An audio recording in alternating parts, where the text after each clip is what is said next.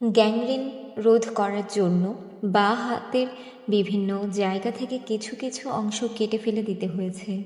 তবু আল্লাহর রহমতে বাঁ হাতটা বাঁচানো সম্ভব হয়েছে। ডক্টর মুখার্জি অপারেশন শেষে মন্তব্য করেছিলেন, আর কয়েকটা দিন দেরি হলে পুরো বাঁ হাতটাই কেটে ফেলতে হতো। পরিবারের সবচেয়ে আদরের নিম্মিকে দেখে কষ্ট হয়। আমি বুঝতে পারি ভেতরে ভেতরে তার অন্তরে ঝড় বয়ে যাচ্ছে। বাড়ি ঘর একান্ত আপনজন সবাই থাকতেও আজ ও ভীষণ একা। একটু আশ্রয়ের জন্য আজ তাকে এখানে ওখানে থাকতে হচ্ছে রিফিউজির মতো। তার উপর আমার শারীরিক অবস্থা নিয়ে ও বিশেষভাবে চিন্তিত। বাপ্পির কাছ থেকে জানতে পারলাম আমাদের চিন্তায় চাচা ভেঙে পড়েছেন। তিনি আমাদের এই মুহূর্তেই বাসায় নিয়ে যেতে চান, কিন্তু খালাম্মার মানসিক অবস্থার কথা ভেবে তার কাছে কথাটা কিছুতেই উঠাতে পারছেন না জনাব চৌধুরী। অত্যন্ত স্নেহবৎসল খালাম্মা, তিনি নিম্মির উপর যে অভিমান করেছেন সেটা খুবই স্বাভাবিক, কারণ নিম্মি তার খুব আদরের, আর সেই নিম্মি এ ধরনের একটা কাজ করে বসবে সেটা কিছুতেই তিনি মেনে নিতে পারছেন না। তার বিশ্বাসের অবমাননা করেছে নিম্মি, এটাই তার ক্ষোভের প্রধান কারণ। সব কিছু মিলিয়ে বাসায় একটা অস্বাভাবিক অবস্থার সৃষ্টি হয়েছে। এর সবটুকু চাপ পড়েছে নিম্মির মনের উপর। বেচারি সম্পূর্ণভাবে বিধ্বস্ত, কিন্তু বাইরে তার কোনো প্রকাশ নেই, পাছে আমি মনে কষ্ট পাই এ কারণে। শুধু আমার জন্যই বেচারি জান আমার মুখ বুঝে সব কিছুই মেনে নিয়ে স্বাভাবিক থাকার আপ্রাণ চেষ্টা করছে। ওর ত্যাগ, সহনশীলতা এবং ভালোবাসার গভীরতা উপলব্ধি করে নিজেকে ভীষণ ছোট মনে হচ্ছিল। ভাবছিলাম ওর এই অসহায় অবস্থার জন্য আমিই দায়ী। অত্যন্ত স্বার্থপর মনে হচ্ছিল নিজেকে। মনে মনে ঠিক করলাম যেভাবেই হোক না কেন তাকে এই করুণ অবস্থা থেকে উদ্ধার আমাকেই করতে হবে। সপ্তাহখানেক হাসপাতালে থাকতে হলো। হাসপাতাল থেকে চলে আসার পর একদিন নিম্মিকে সঙ্গে নিয়ে সোজা গিয়ে উপস্থিত হলাম নিম্মিদের বাসায়। চাচা, বাপ্পি, মানু আমাদের আনন্দে জড়িয়ে ধরল। আমি বাপ্পিকে জিজ্ঞেস করলাম খালাম্মা কোথায়। বাপ্পি জানালো আজকাল তিনি বেশিরভাগ সময় তার নিজের ঘরেই কাটান, বের হন না খুব একটা। কারো সাথেই তেমন কোনো কথাবার্তা বলেন না প্রয়োজন ছাড়া। সব শুনে আমি সোজা চলে গেলাম তার ঘরে। তিনি বিছানায় শুয়েছিলেন। আমাকে দেখে ভূত দেখার মতোই চমকে বিছানা ছেড়ে উঠে দাঁড়ালেন। কোনো কিছু বলার সুযোগ না দিয়ে আমি এগিয়ে গিয়ে তাকে এক হাতেই জড়িয়ে ধরে শূন্যে তোড়ে ধরে বললাম, খালাম্মা, আমাদের মাফ করেন। মাফ আপনাকে করতেই হবে। ঘটনার আকস্মিকতায় তিনি কিং কর্তব্য বিমূঢ় হয়ে গিয়েছিলেন। নিজেকে সামলে নিয়ে হঠাৎ বলে উঠলেন, আরে পাগল ছেলে, কি করছো? হাতে ব্যথা পাবে যে। আমি আপনাকে নামাবো না যতক্ষণ পর্যন্ত আপনি আমাদের ক্ষমা না করছেন, দৃঢ়তার সাথে বললাম আমি। উষ্ণতায় জমা বরফ গলে গেল নিমিষে। মাতৃস্নেহের আকুলতায় তিনি আমাকে দুহাতে জড়িয়ে ধরলেন। তার চোখ বেয়ে ঝরছে অশ্রুধারা। ধরা গলায় জিজ্ঞেস করলেন, নিম্মি কোথায়? বললাম, কোথায়? বসার ঘরে। আমাকে নিয়ে চলো। বললেন আমার অতি প্রিয় খালাম্মা। তাকে জড়িয়ে ধরে নিয়ে এলাম ড্রয়িং রুমে। আমাদের দেখে সবাই অবাক। কি করে অসম্ভবকে সম্ভব করলাম সেটাই সবার চোখে প্রশ্ন হয়ে ফুটে উঠেছিল। নিম্মি প্রায় পাগলের মতো দৌড়ে এসে মাকে জড়িয়ে ধরে ডুকরে কেঁদে উঠল। আদরের নিম্মিকে বুকে ধরে আবেগের আতিশয্যে নিজেকে আর সামলাতে পারলেন না খালাম্মা। সব বাঁধ ভেঙে গেল। মান, অভিমান, রাগ সব ভেসে গেল অশ্রুর বন্যায়। দুজনেরই সে কি কান্না! আমরা সব নিশ্চুপ দাঁড়িয়ে থেকে মা ও মেয়ের অভূতপূর্ব মিলন দৃশ্য উপভোগ করতে লাগলাম। সেদিনই গণি নানার বাড়ি থেকে চলে আসতে হলো আমাদের। ছোট ভাই স্বপন এবং বাল্যবন্ধু কাজী কামাল উদ্দিনের সাক্ষাৎ পেলাম।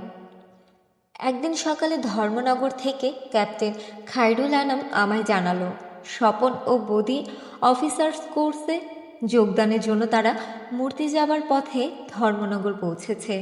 ওরা আমার খোঁজ করছে। আমি ওদের পাঠিয়ে দিতে বললাম। হঠাৎ একদিন ধর্মনগর থেকে বন্ধু ক্যাপ্টেন আনাম আমাকে জানালো আমার ছোট ভাই স্বপন এবং একান্ত বন্ধু কাজী কামাল উদ্দিন মূর্তির পথে এসে পৌঁছে আমার খোঁজ করছে। তাকে অনুরোধ জানালাম ওদের আমার কাছে পাঠিয়ে দিতে। কয়েকদিনের মধ্যেই ওরা এসে পৌঁছলো। স্বপনকে এভাবে কাছে পাবো সেটা ভাবতেও পারিনি। ওদের কাছে পেয়ে খুবই খুশি হয়েছিলাম। আত্মীয় পরিজনদের সব খবরাখবরই পেলাম তাদের কাছ থেকে। শুনলাম ঢাকা শহরে ওদের দুঃসাহসিক গেরিলা অভিযানের লোমহর্ষক কাহিনী। মুক্তিযুদ্ধের শুরুতেই স্বপন বদি, কাজী, জুয়েল, রুমি, আলম, আজাদ সাঁচো বর্ডার পেরিয়ে ২ নং সেক্টরে মেঘালয় ক্যাম্পে ট্রেনিং নিয়ে ঢাকায় ফিরে গিয়ে গেরিলা তৎপরতায় কাঁপিয়ে তোলে ঢাকা শহর।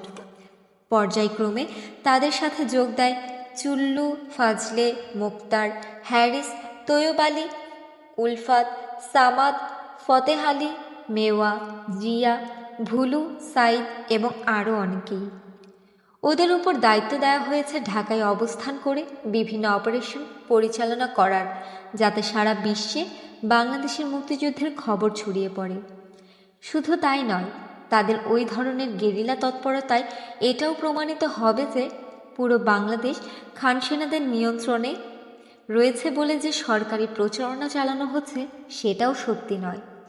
Jurain, Gulbagh power station, Siddhirganj power station, Dholaikhal, Jatrabari, green road, Intercon, Farmgate, ধানমন্ডির ২ নং সড়ক প্রভৃতি জায়গায় একটার পর একটা দুঃসাহসিক সফল অভিযান চালিয়ে খান সেনাদের নাস্তানুবাদ করে তুলেছিল ওরা।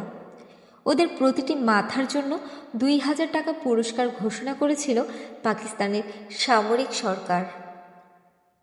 এতে কোনো ফল হয়নি।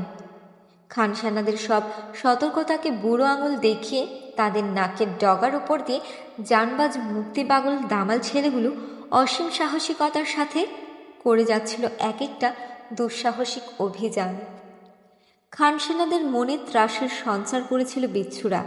খান সেনারা গেরিলাদের বিচ্ছু কিংবা মুক্তি বলে সম্বোধন করত। ওদের তৎপরতায় আশার আলো দেখতে পেয়েছিল ঢাকাবাসী। ওদের জন্য দোয়া করত সবাই। অনেককে নানাভাবে সাহায্যের হাতও বাড়িয়ে দিয়েছিলেন স্বেচ্ছায় বিপদের ঝুঁকি নিয়েও। কিন্তু জাতীয় ইতিহাসে মীর জাফর থেকেছে স্বর্গযুগে। তাদের বেইমানের ফলে অপূরণীয় ক্ষতি হয়েছে জাতির ইতিহাসের বিভিন্ন মোড়ে। তেমনি এক মীর জাফরের বিশ্বাসঘাতকতায় স্বপন, বদি, কাজীদের ভাগ্যে নেমে আসে এক চরম বিপর্যয়। পলাশীর বিশ্বাসঘাতকতার তুলনায় এই বিশ্বাসঘাতকতার পরিণাম কোনো অংশেই কম নয়। ২৯শে আগস্ট ১৯৭১ সাল। ওই দিন সকালে ধানমন্ডির ২৮ নং রোডের একটি বাসায় ওদের এক ঘনিষ্ঠ বন্ধু ও সহযোগী ফরিদের সাথে দেখা করতে যায় বদি পূর্ব কথা মতো। ফরিদ বর্তমান আওয়ামী লীগের শীর্ষস্থানীয় নেতা জনাব জিল্লুর রহমানের শ্যালক তথা আইভি রহমানের ভাই। তারই বিশ্বাসঘাতকতায় দুপুর ১২টার দিকে ফরিদদের বাসা থেকে হঠাৎ রেড করে বদিকে ধরে নিয়ে যেতে সক্ষম হয় খান সেনারা। ফরিদদের বাসায় পৌঁছানোর অল্পক্ষণের মধ্যেই ধরা পড়ে বদি। এ থেকে বোঝা যায় আগাম খবর পেয়ে খান সেনারা বদিকে ধরার জন্য ওত পেতে বসেছিল। তারপর শুরু হয় চেইন রিয়াকশান। সামাদ ধরা পড়ে বিকেল ৪টার দিকে। আজাদের বাড়ি রেড করা হয় রাত ১২টায়। ওই বাসায় সে রাতে ছিল জুয়েল, বাসার, কাজী, আজাদ, আজাদের খালাতো ভাই, দুলা ভাই এবং আরও কয়েকজন আত্মীয়। সবাইকে ধরে নিয়ে যায় পাক আর্মি। রেড চলাকালে আচমকা তদারককারী এক ক্যাপ্টেনের উপর ঝাঁপিয়ে পড়ে তার হাতের স্টেন গান ছিনিয়ে নিয়ে এলোপাতাড়ি গুলি ছুটতে ছুটতে সবাইকে হতভম্ব করে দিয়ে রাতের অন্ধকারে পালিয়ে যেতে পেরেছিল একমাত্র কাজী। আলমদের বাসাতেও রেড করা হয় রাত ১২টার পর। সেখানে ধরা পড়ে আলমের ফুপা আব্দুর রাজ্জাক এবং তার ছেলে মিজানুর রহমান। আলম বাসায় না থাকায় ধরা পড়ার হাত থেকে সে যাত্রায় বেঁচে যায়। আজাদদের বাসা আলমদের বাসার কাছাকাছি। রাত প্রায় 1:30টার সময় সম্পূর্ণ দিগম্বর অবস্থায় কাজে গিয়ে পৌঁছে আলমদের বাসায়। ভাগ্যক্রমে খানসেনারা ততক্ষণে ওই এলাকা ছেড়ে চলে গেছে। কাজীকে সম্পূর্ণ উলঙ্গ অবস্থায় দেখে ভূত দেখার মতো চমকে উঠেছিল আলমদের বাসার সবাই। আলমের ছোট বোন তাড়াতাড়ি একটি লুঙ্গি কাজীর হাতে দিয়ে তক্ষুনি দূরে পালিয়ে যেতে অনুরোধ জানায়। খানসেনারা এখানেও এসেছিল জানতে পেরে কাজী কাপড়টা পরে নিয়ে দৌড়ে পালিয়ে যায়। হাটখোলায় শাহাদাত চৌধুরী মানে সাচদের বাড়ি থেকে ধরা পড়েন সেজ দুলাভাই বেলায়েত হোসেন চৌধুরী রাত 2টোর পর। চুল্লুর বড় ভাই জনাব এম সাদেক সিএসপি একজন পদস্থ সরকারি অফিসার। রাত 12:30 থেকে 1টার দিকে তার সরকারি বাসভবন এলিফ্যান্ট রোডের 1 নং টেনামেন্ট হাউস থেকে চুল্লুকে ধরে নিয়ে যায় পাক আর্মি। মধ্যরাতে রেড করা হয় রুমিদের বাড়ি। বাসা থেকে ধরে নিয়ে যায় রুমির বাবা জনাব শরীফ, ছোট ভাই জামি, মাসুম এবং হাফিজকে। আমাদের বাসায় ক্যাপ্টেন কাইয়ুমের নেতৃত্বে রেড করা হয় 1:30টা থেকে 2টার দিকে। চুল্লুদের বাসায় যে রেইডিং পার্টি হয়েছিল তারাই চুল্লুকে চোখ বাঁধা অবস্থায় সাথে করে আমাদের বাসায় নিয়ে আসে। চোখ বাঁধা অবস্থায় চুল্লু প্রথমে বুঝতে পারেনি তাকে কোথায় আনা হয়েছে। আচমকা একজন খানসেনা বলে উঠল, স্বপন ভাগ গিয়া। আব্বার গলাও শুনতে পায় চুল্লু। মেয়েদের কান্না থেকে বুঝতে পারে আমার বোনেরা মহুয়া, কেয়া, সঙ্গীতা কান্নাকাটি করছে। দৈবক্রমে স্বপন পালিয়ে যেতে সক্ষম হয়। বাসা থেকে ধরে নিয়ে যায় আব্বা জনাব শামসুল হক, মুস্তাফিজ মামা, বাড়ির কাজের ছেলে সামু এবং হাসিমকে। আলতাফ মাহমুদের বাসায় আর্মি যায় ভোর 4টা-5টার দিকে। সামাদকে সঙ্গে নিয়ে আর্মি গিয়েছিল ওই বাড়িতে। আলফি ওই রাত্রে সেই বাড়িতেই ছিল। নাম লুকিয়ে উর্দুতে নিজের নাম আব্দুল বারাক বলায় আলফি ধরা খাওয়া থেকে বেঁচে যায়। খানসেনারা ধরে নিয়ে যায় আলতাফ মাহমুদ, তার 4 শ্যালক, রসুল এবং নাসেরকে।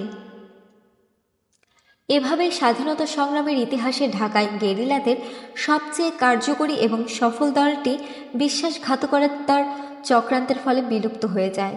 পালাবার পর কাজী ও স্বপনের দেখা হয় তাদের বেস ক্যাম্প ধোলাইখালে, সেখান থেকে মেঘালয়, সেখান থেকে মেলাঘর। সেখানে তাদের দুজনকেই সিলেক্ট করা হয় অফিসার্স ট্রেনিং কোর্স এর জন্য, কিন্তু দুজনেরই কোনো ইচ্ছে ছিল না অফিসার্স কোর্সে যোগ দেবার। তারা অনেক অনুরোধ জানিয়েছিল মেজর খালিদ মোশাররফ এবং ক্যাপ্টেন হায়দারকে তাদেরকে অস্ত্রশস্ত্র দিয়ে আবার ঢাকায় পাঠাবার জন্য। তারা চাইছিল ফিরে গিয়ে বন্দি সাথীদের মুক্তি করতে। জীবন গেলেও ক্ষতি নেই, তবু একটা শেষ চেষ্টা করে দেখতে চায় তারা। নিজেদের যোগ্যতা সম্পর্কে আত্মবিশ্বাস ছিল তাদের। যদি মেজর খালেদ এবং ক্যাপ্টেন শিশুর পরিবারদেরকে পাক বাহিনীর সুরক্ষিত দুর্গ ঢাকা ক্যান্টনমেন্টে বন্দি অবস্থা থেকে উদ্ধার করে নিয়ে আসতে পেরে থাকে তারা, তবে তাদের পক্ষে বদি, জুয়েল, রুমিদেরকে ছাড়িয়ে আনাটা অসম্ভব হবে কেন? তাদের আবেগ, অনুভূতি, সহমর্মিতা মেজর খালেদের মনকে স্পর্শ করলেও ঠিক সেই ক্ষণে তাদের ফেরত পাঠানো কোনো ক্রমেই ফলপ্রসূ হবে না ভেবেই তাদেরকে অফিসার্স কোর্সে পাঠাবার সঠিক সিদ্ধান্তই নিয়েছিলেন মেজর খালেদ একজন অভিজ্ঞ কমান্ডার হিসেবে। আমার কাছে পৌঁছেও তারা একই প্রস্তাব দেন, কিন্তু আমিও মেজর খালেদের সিদ্ধান্তকে সমর্থন করে তাদের অফিসার্স কোর্সে যোগদান করাটাই যুক্তিসঙ্গত হবে বলে মত প্রকাশ করি। অগত্যা অনিচ্ছা সত্ত্বেও মূর্তিতে চলে যায় কোর্সে জয়েন করার জন্য। ভারতীয় নীল নকশা এবং মুজিবনগর সরকার। আওয়ামী লীগের অভ্যন্তরীণ ক্ষমতার লড়াই এর পূর্ণ সুযোগ গ্রহণ করে ভারতীয় সরকার এবং গোয়েন্দা সংস্থার ডিভাইড অ্যান্ড রুল নীতি প্রয়োগ করে প্রধানমন্ত্রী এবং সর্বাধিনায়ক দুজনকেই হেয় করে তোলা হয়। তাজউদ্দিনের হঠাৎ করে প্রবাসী সরকার গঠন করে প্রধানমন্ত্রী হওয়াটা আওয়ামী লীগের অনেকেই পছন্দ করেনি। তাদের মধ্যে ছিলেন যুব ও ছাত্রনেতাদের অনেকেই। অনেক সংসদ এবং আওয়ামী লীগের নেতারাও এর প্রত্যক্ষ এবং পরোক্ষ বিরোধিতা করেছিলেন। শেখ ফজলুল হক মনি, সিরাজুল আলম খান, শাহজাহান সিরাজ, নূরে আলম সিদ্দিকী এবং আব্দুস কুদ্দুস মাখন প্রমুখ যুব ও ছাত্রনেতারা সবাই প্রকাশ্যে তাজউদ্দিনের এ পদক্ষেপের বিরোধিতা করেন। তাদের পরোক্ষভাবে মদত যোগাচ্ছিলেন জনাব আব্দুর রব সেরনিয়াবাদ, শেখ আব্দুল আজিজ, মনসুর আলী, জনাব নজরুল ইসলাম প্রমুখ। জনাব তাজউদ্দিনের প্রধানমন্ত্রিত্বের গ্রহণযোগ্যতা সম্পর্কে জেনারেল অরোরার মন্তব্য, আওয়ামী লীগের যুব নেতারা তাকে পছন্দ করত না। বাংলাদেশের যুদ্ধের স্মৃতিচারণ শিরোনামে নিখিল চক্রবর্তীকে দেয়া জেনারেল অরোরার সাক্ষাৎকার। সাধারণভাবে যুবনেতাদের অনেকেই সেদিন ভেবেছিলেন শেখ মুজিব আর জীবিত নেই। মুজিবুর রহমানের অবর্তমানে তাজউদ্দিন তাদের প্রভাবকে তেমন একটা মেনে চলবেন না। শেখ মুজিব কাছে থাকলে এই সমস্ত যুব এ ছাত্র নেতারা স্বাধীনতা সংগ্রামে তাদের কর্তৃত্ব অতি সহজেই স্থাপন করতে সক্ষম হতেন। কিন্তু তাজউদ্দিন তাদের সাথে অন্য সুরে কথা বলছেন। তাদের হাতে ক্রিয়ানক হয়ে সংগ্রামের সব নেতৃত্ব তাদের হাতে ছেড়ে দিতে তিনি অস্বীকৃতি জানাচ্ছেন। তাদের সংগ্রামী ভূমিকাকেও ছোট করে দেখছেন জনাব তাজউদ্দিন। সরকার পরিচালনায় যুব ও ছাত্রনেতাদের মতামত তিনি সম্পূর্ণ উপেক্ষা করে চলেছেন। তাজউদ্দিনের ধৃষ্টতার শেষ নেই। তিনি সরকার প্রধান থাকার কারণে তাদের সুযোগ সুবিধাও বন্ধ হয়ে যাচ্ছে। তিনি বঙ্গবন্ধু শেখ মুজিবুর রহমানের আত্মস্বজনকেও যথাযথ মর্যাদা না করে তাদের উপেক্ষা করেছেন। তাদের উপেক্ষা করা পরোক্ষভাবে শেখ মুজিবকেই উপেক্ষা করার সমতুল্য। অতএব যে কোনো মূল্যে তাজউদ্দিনকে প্রধানমন্ত্রিত্ব থেকে অপসারণ করতে হবে। মেতে উঠলেন তারা এক ক্ষমতা লাভের চক্রান্তে। পরিকল্পনা অনুযায়ী শেখ মনি ও সিরাজুল আলম খানের নেতৃত্বে কয়েকজন যুব ও ছাত্রনেতা দিল্লি গিয়ে ভারতের প্রধানমন্ত্রী শ্রীমতী ইন্দিরা গান্ধীর সঙ্গে দেখা করে তাকে জানান যে তারা শেখ মুজিবুর রহমানের অত্যন্ত বিশ্বাসভাজন।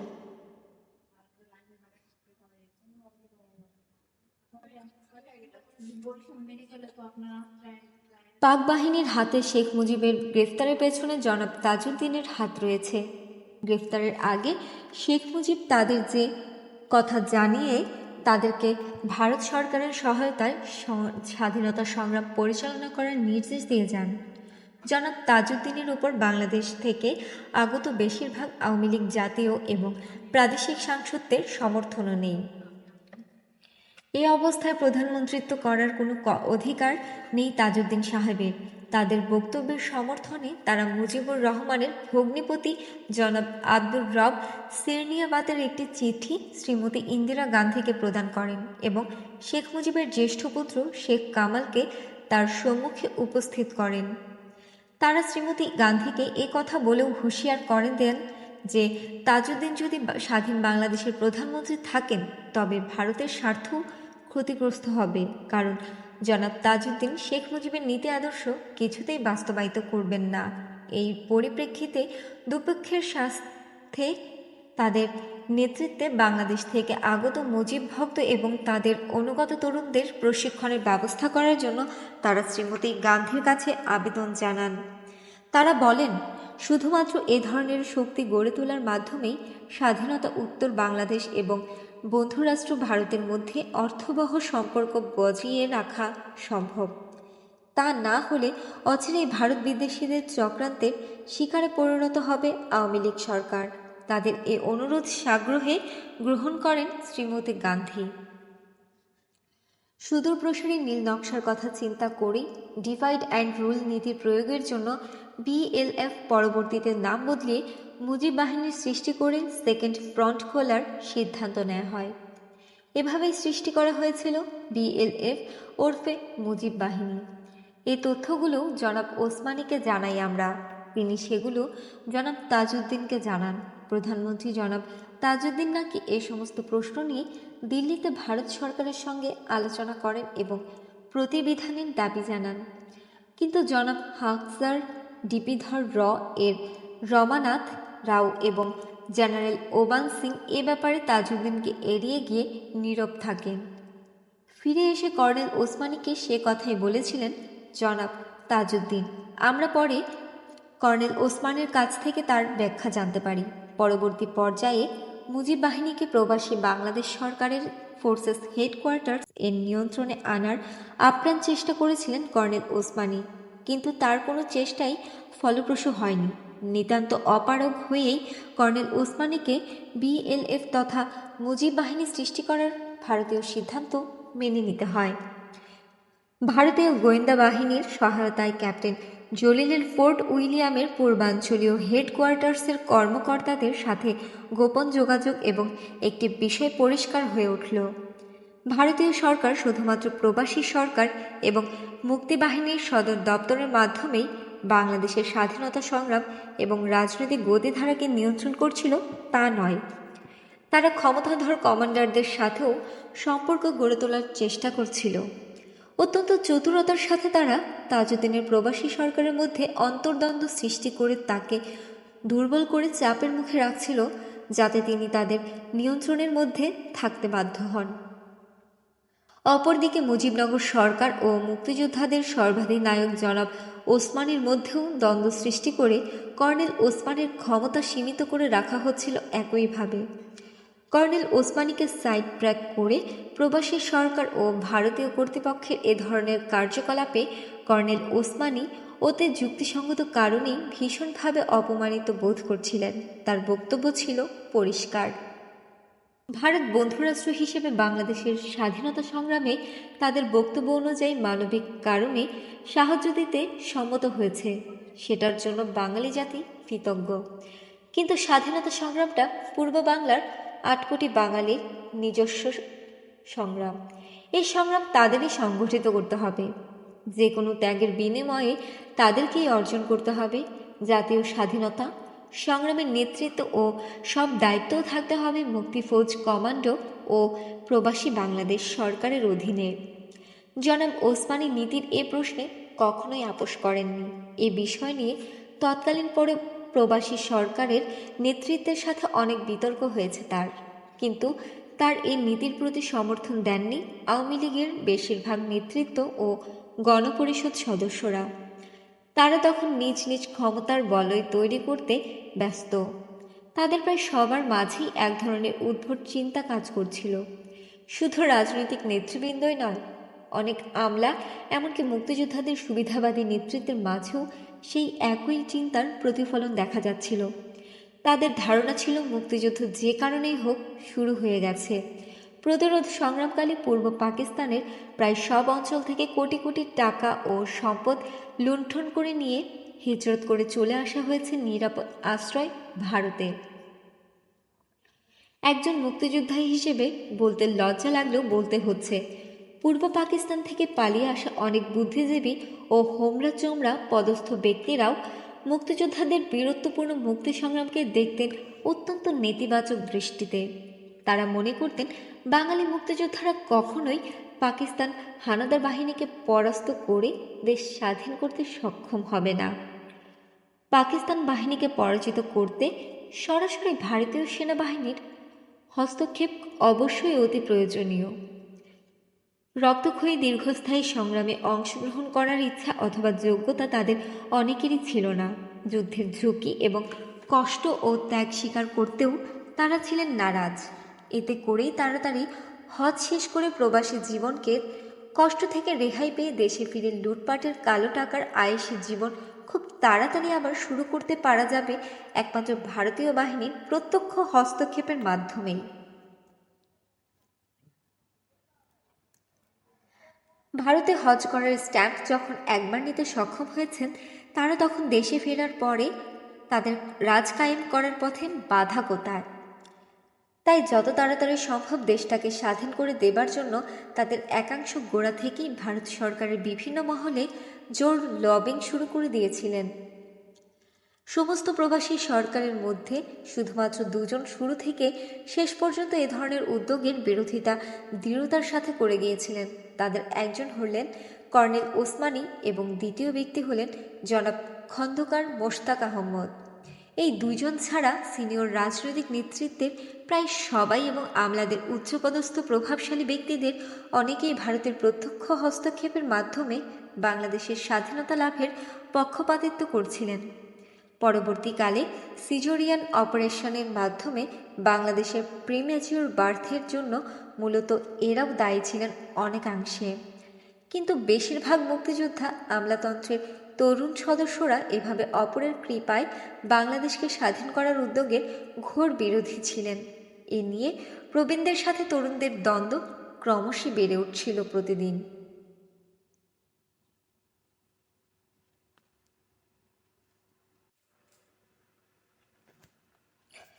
ভারত সরকারের স্বীকৃতি এবং সামরিক হস্তক্ষেপ। সুদূর প্রসারী পরিকল্পনা ও প্রস্তুতির পরই ভারত বাংলাদেশ অস্থায়ী সরকারকে স্বীকৃতি দেবার সিদ্ধান্ত নেয়। সামরিক হস্তক্ষেপের বিষয়টিও ছিল সুচিন্তিত।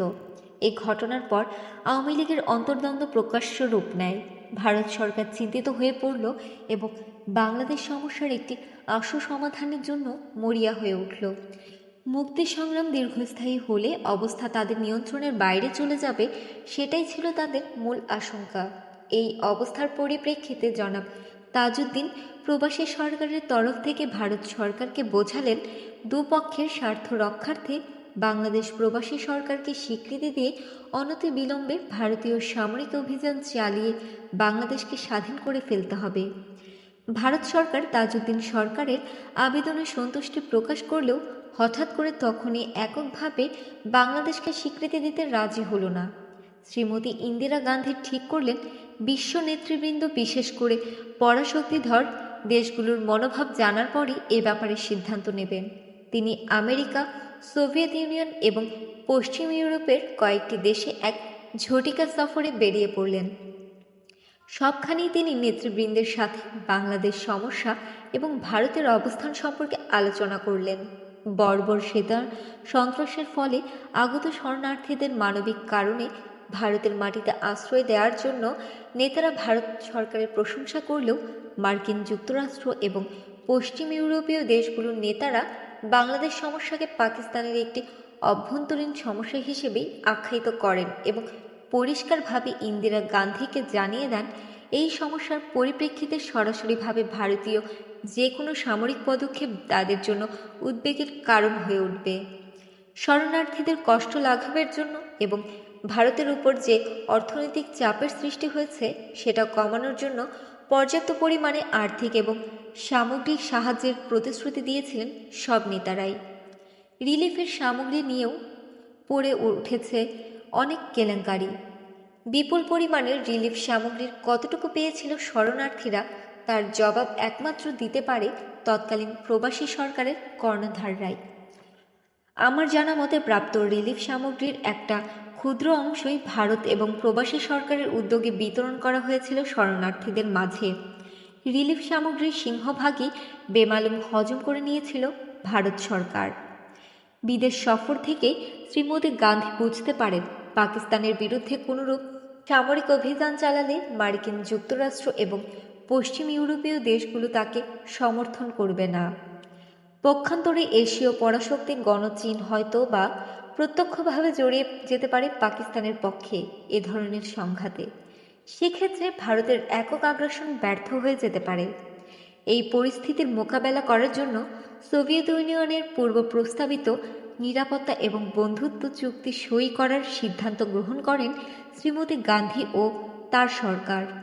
ওই চুক্তি স্বাক্ষরের ফলে ভারতীয় জনগণ কতটুকু উপকৃত হয়েছে জানি না, তবে পাকিস্তানকে দুর্বল ও দ্বিখণ্ডিত করতে এবং সামরিক আগ্রাসন চালিয়ে বাংলাদেশ কায়েম করে সেখানে একটি পুতুল সরকার স্থাপন করার ভারতীয় স্বপ্নের বাস্তবায়নে ওই চুক্তি বিশেষভাবে সাহায্য করেছিল নিঃসন্দেহে। সোভিয়েত ইউনিয়নের সাথে চুক্তি স্বাক্ষরের পরপরই বাংলাদেশ প্রবাসী সরকারকে স্বীকৃতি দেয় ভারত সরকার। প্রতিদানে ভারতের সাথে জাতীয় স্বার্থবিরোধী ২৫ বছর মেয়াদের এক চুক্তি সই করে প্রবাসী বাংলাদেশ সরকার। রহস্যজনক কোনো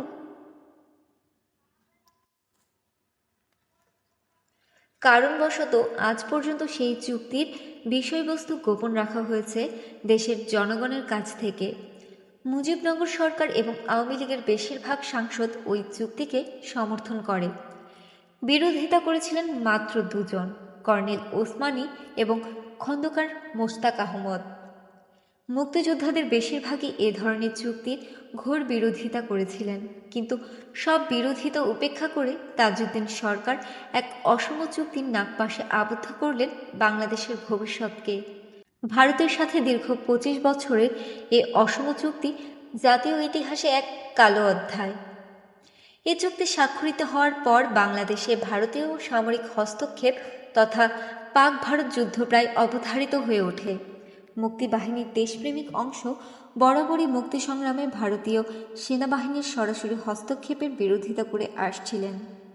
তাদের প্রত্যাশা ছিল দীর্ঘস্থায়ী সংগ্রামের ত্যাগের মাধ্যমে স্বাধীন হবে বাংলাদেশ। এতে দুটো বিশেষ উপকার হতো। দীর্ঘস্থায়ী সংগ্রামের মাধ্যমে গড়ে উঠত নিবেদিত প্রাণ, ত্যাগী পরীক্ষিত নেতৃত্ব এবং একইভাবে সুযোগ পাওয়া যেত নিখাদ সোনার মতো বলিষ্ঠ জাতীয় চরিত্র গড়ে তোলার। কিন্তু নীল নকশার প্রণয়নকারী বাঙালি জাতিকে সেই সুযোগ থেকে বঞ্চিত করে অতি চতুরতার সাথে খাল কেটে কুমির আনার সব ব্যবস্থাই পাকাপোক্ত করে ফেলল মুজিবনগর সরকার। দেশপ্রেমিক মুক্তিযোদ্ধারা পরিষ্কার বুঝতে পারলেন তাদের ভবিষ্যৎ সংগ্রাম হবে দুমুখী। একদিকে তাদের যুদ্ধ করতে হবে হানাদার পাক বাহিনীর বিরুদ্ধে, অন্যদিকে তাদের প্রস্তুত থাকতে হবে মিত্র বাহিনীর আধিপত্যবাদী চক্রান্তের জাল ছিন্ন করে জাতীয় স্বাধীনতার হেফাজত রাখার জন্য। চুক্তি ও স্বীকৃতির পরিপ্রেক্ষিতে কলকাতা ভিত্তিক আওয়ামী লীগ সরকার ও তাদের দোসররা সবাই দিন গুনতে লাগল কবে ভারতীয় বাহিনী আগ্রাসন চালিয়ে বাংলাদেশ স্বাধীন করে দেবে আর তারা ফিরে গিয়ে রাজত্ব করবে, উপভোগ করবে অসৎ উপায়ে লুটপাট করে অর্জিত ধন সম্পদ। ভারতীয় সরকারের স্বীকৃতি পাবার জন্য শুধু দাসখতি লিখে দেওয়া হয়েছিল তাই নয়, স্বাধীন বাংলাদেশের শাসনতন্ত্র প্রণীত হবে ভারতীয় শাসনতন্ত্রের মূল চারনীতি জাতীয়তাবাদ, গণতন্ত্র, সমাজতন্ত্র, ধর্মনিরপেক্ষতাবাদ এর উপর ভিত্তি করে। সেই অঙ্গীকারও করেছিল মুজিবনগর সরকার। আন্তরিক প্রচেষ্টা সত্ত্বেও কর্নেল ওসমানী এবং মুক্তিযোদ্ধারা প্রবেশে সরকারকে রাজি করাতে পারেনি যে আমাদের নিজেদের ত্যাগের মাধ্যমেই দেশকে স্বাধীন করতে হবে, আমাদের সংগ্রাম নিজেদেরকেই চালিয়ে নিয়ে যেতে হবে বিজয় অবধি। এর ফলেই অস্বাভাবিকভাবে সিজারিয়ান অপারেশনের মাধ্যমে একটি অপরিপক্ক বাংলাদেশের অভ্যুদয় ঘটাবার ক্ষেত্র সৃষ্টি করল প্রবাসী সরকার। মৈত্রী চুক্তি সই হবার পর এবং প্রবাসী সরকারকে স্বীকৃতি দেওয়ার পর আওয়ামী লীগ, প্রবাসী সরকার ও নেতারা দিন গুনতে লাগলেন ভারতীয় আগ্রাসী আক্রমণের।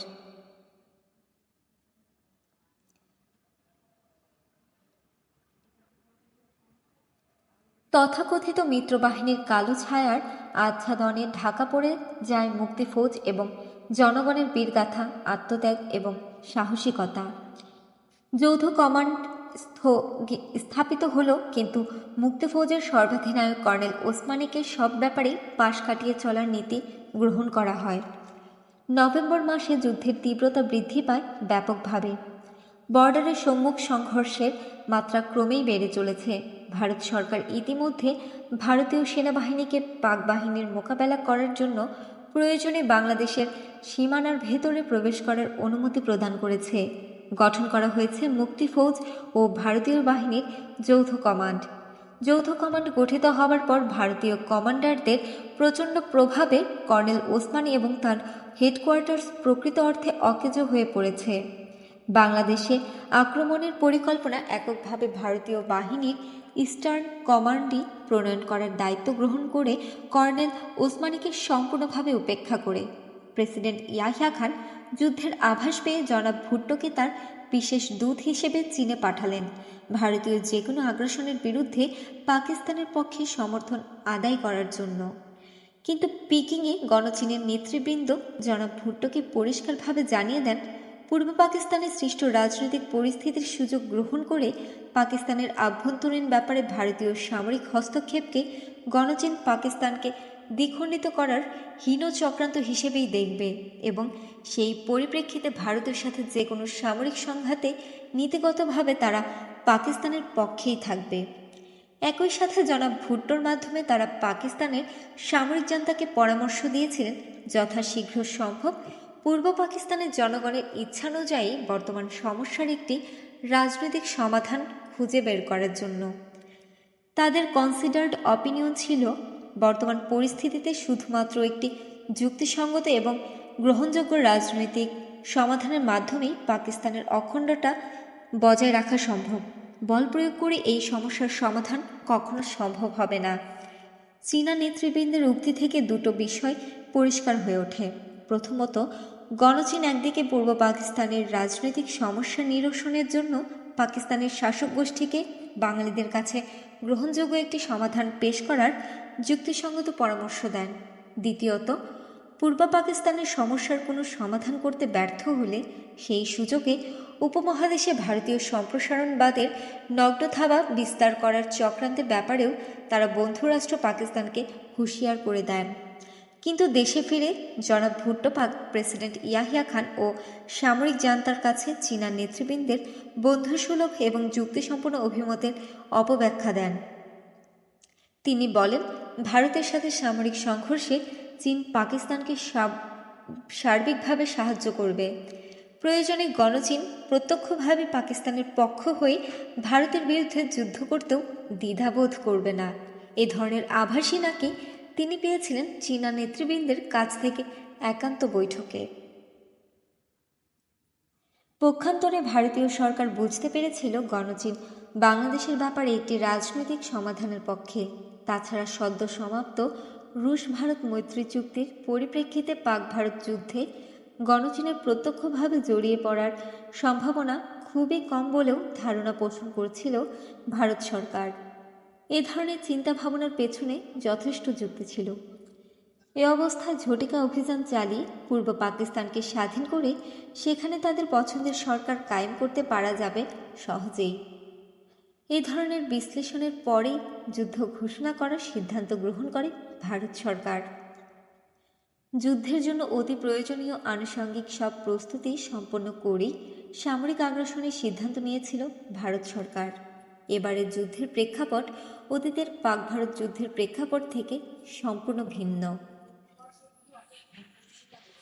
বর্তমান অবস্থায় বিশ্ব জনমত সামরিক জান্তার শ্বেত সন্ত্রাসের বিরুদ্ধে এবং বাংলাদেশিদের স্বাধীনতার পক্ষে।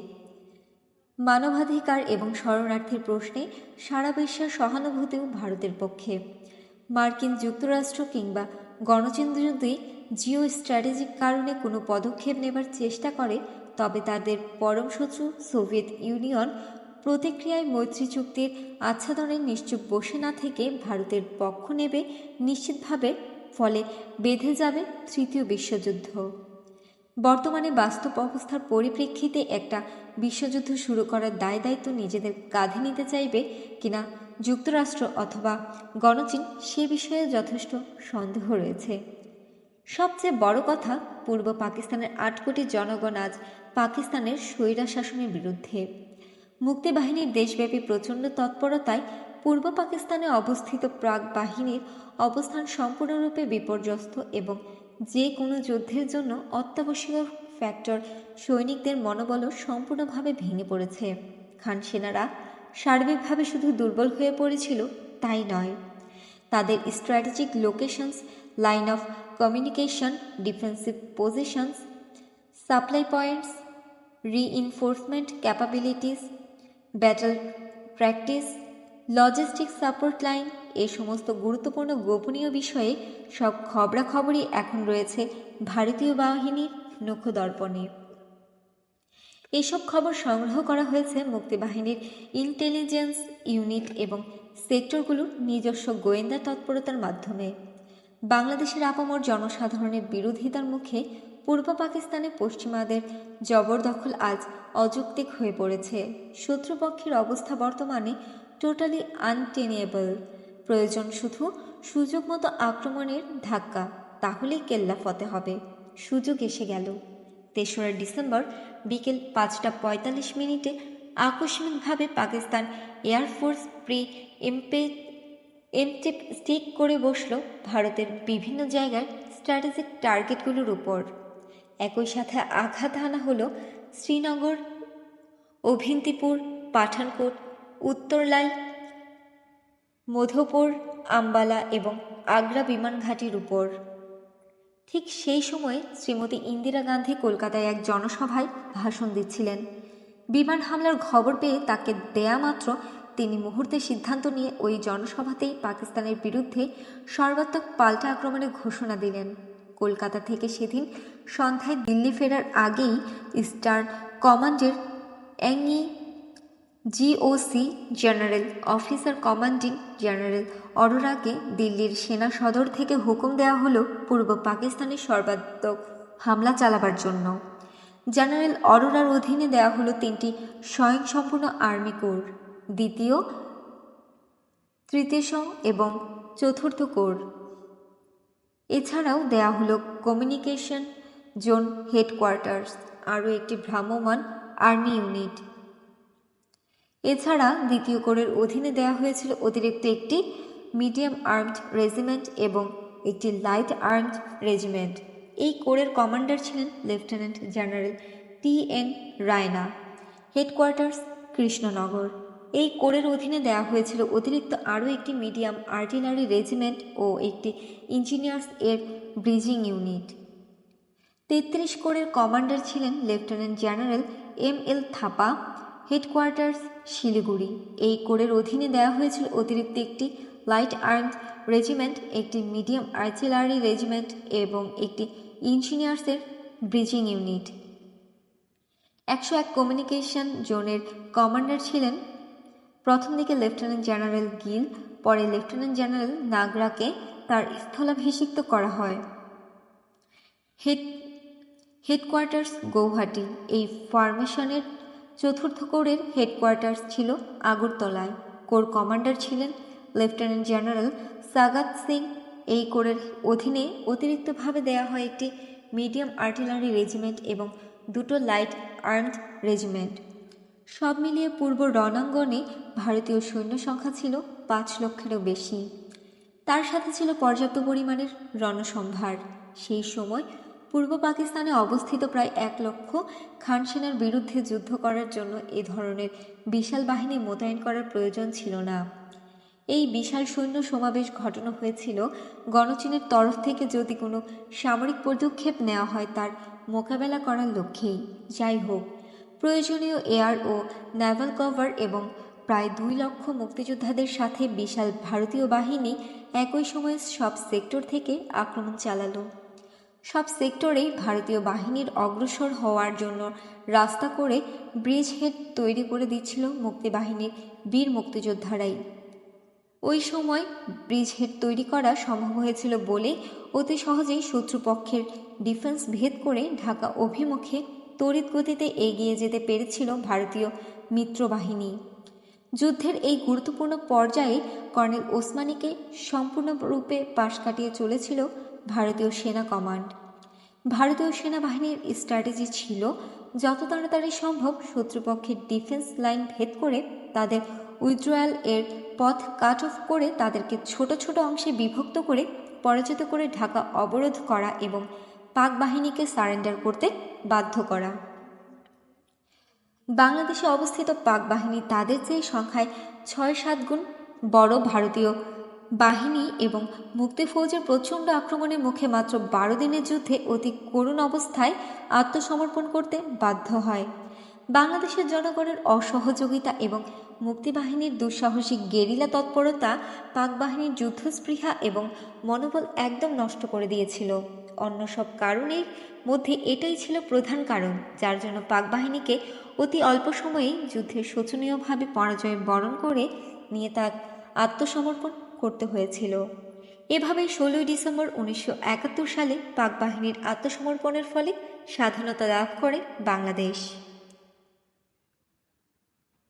16 ডিসেম্বর ঢাকার রেসকোর্স ময়দানে আত্মসমর্পণ অনুষ্ঠানে মুক্তিফৌজের কমান্ডার ইন চিফ এবং যৌথ কমান্ডের প্রধান কর্নেল ওসমানের আমন্ত্রণে মিত্রবাহিনীর কমান্ডার জেনারেল অরোরা স্বাধীন বাংলাদেশে আসবেন এবং যৌথ কমান্ডার তরফ থেকে ইনস্ট্রুমেন্ট অফ সারেন্ডারে যৌথ কমান্ডের শীর্ষ ব্যক্তি কর্নেল ওসমানী স্বাক্ষর করবেন, সেটাই ছিল সমগ্র জাতির প্রত্যাশা। কিন্তু ঘটনা ঘটে তার ঠিক বিপরীত। ইনস্ট্রুমেন্ট অফ সারেন্ডারে যৌথ কমান্ডের তরফ থেকে স্বাক্ষর দান করার সৌভাগ্য লাভ করলেন জেনারেল অরোরা। শুধু তাই নয়, অদৃশ্য আঙ্গুলি হেলনে মুক্তিফৌজের সর্বাধিনায়ক কর্নেল ওসমানীকে 16 ডিসেম্বরের ঐতিহাসিক সারেন্ডার সিরিমনিতে উপস্থিত থাকার সৌভাগ্য থেকেও বঞ্চিত করা হলো। কেন তাকে তার ন্যায্য অধিকার বঞ্চিত করে সেদিন জেনারেল অরোরাকে সমগ্র জাতি এবং বিশ্ব পরিসরে বিজয়ী শক্তির একছত্র অধিকর্তা হিসেবে জাহির করা হলো, সে রহস্যের উদ্ঘাটন আজ অবধি হয়নি। এই গুরুত্বপূর্ণ বিষয়টি বিশদ বিশ্লেষণের দাবিদার। এ থেকে জানা যাবে ভারতীয় নীল নকশা এবং প্রবাসী সরকারের নতজানু নীতির অনেক কিছুই। কর্নেল ওসমানী চেয়েছিলেন স্বাধীন বাংলাদেশের মুক্তিফৌজের সর্বাধিনায়ক হিসেবে তিনিই অভিনন্দন জানাবেন মিত্র বাহিনীর জুনিয়র পার্টনার জেনারেল অরোরাকে। এতে করে বিশ্ব পরিসরে এটাই প্রমাণিত হবে মূলত মুক্তিযোদ্ধাদের প্রচেষ্টাতেই স্বাধীন হয়েছে বাংলাদেশ। ভারতীয় বাহিনী সহায়ক শক্তি হিসেবে সাহায্য করেছে মাত্র, কিন্তু ভারতীয় সরকার তার সেই প্রস্তাবে সম্মত হয়নি। উল্টো ভারত সরকার দাবি জানায় ইনস্ট্রুমেন্ট অফ সারেন্ডারে স্বাক্ষর করবে ভারতীয় বাহিনীর অধিনায়ক। উদ্দেশ্য পরিষ্কার, বিশ্ববাসী জানুক পাক ভারত যুদ্ধে ভারতের বিজয়ের ফলে সৃষ্টি হয়েছে স্বাধীন বাংলাদেশ। বাংলাদেশের স্বাধীনতা ভারতের দান। দুর্বল চিত্তের নতজানু প্রবাসী সরকার ভারতের সেই অযৌক্তিক দাবি মেনে নেয়, কিন্তু প্রচণ্ড আত্মসম্মানবোধের অধিকারী আপোষহীন বঙ্গবীর কর্নেল ওসমানীর নীতির প্রশ্নে অটল থেকে এ অন্যায়ের প্রতিবাদে নিজেকে সবকিছু থেকে দূরে সরিয়ে রেখেছিলেন।